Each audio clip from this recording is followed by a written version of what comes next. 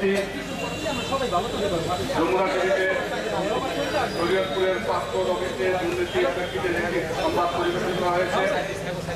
এই সংবাদের গত কয়েকদিন আগে আপনারা জানেন যে যমুনা টেলিভিশনের কে বা কাহারা কিভাবে এই মিথ্যা পাসপোর্ট অফিস নিয়ে যে মিথ্যা বিপ্লবী সাধারণ সম্পাদক নোহন মাতবর, এখানে উপস্থিত আছেন শরীয়তপুর জেলা ছাত্রলীগের আহ্বায়ক মহসিন মাতবর, এখানে উপস্থিত আছেন শরীয়তপুর জেলা ছাত্রলীগের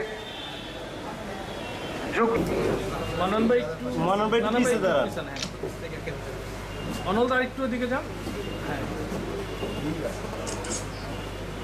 জি দেন।